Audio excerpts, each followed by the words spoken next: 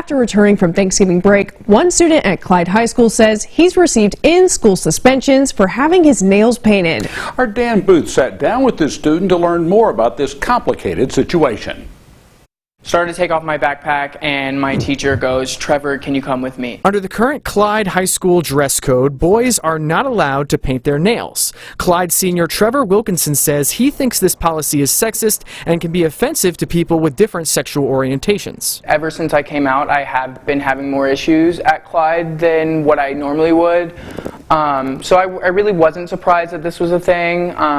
Clyde is very traditional. According to Wilkinson, he had a meeting with his principal and vice principal to discuss the situation, and they gave him 3 options. One was to go on remote until January when everyone else came back.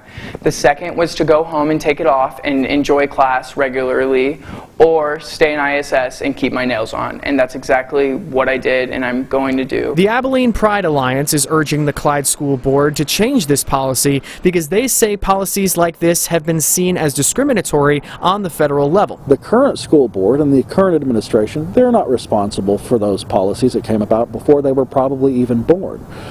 What they are responsible for is their implementation, or whether or not they enforce them. They're also responsible now for whether or not they continue. In an effort to change the policy and bring awareness, Wilkinson started a petition that has thousands of electronic signatures from people who sympathize with his situation. We're not bound by the opinions of the people that came before us. We shouldn't be.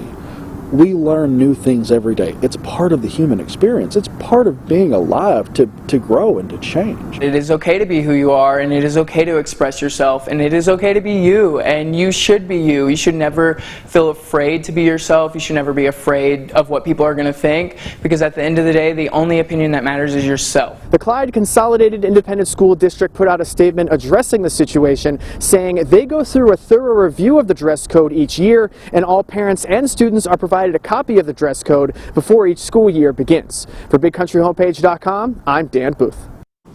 Thank you, Dan. The superintendent says feedback will be used as they assess the dress code later on this school year. As of right now, the petition to change the policy has over 11,000 signatures.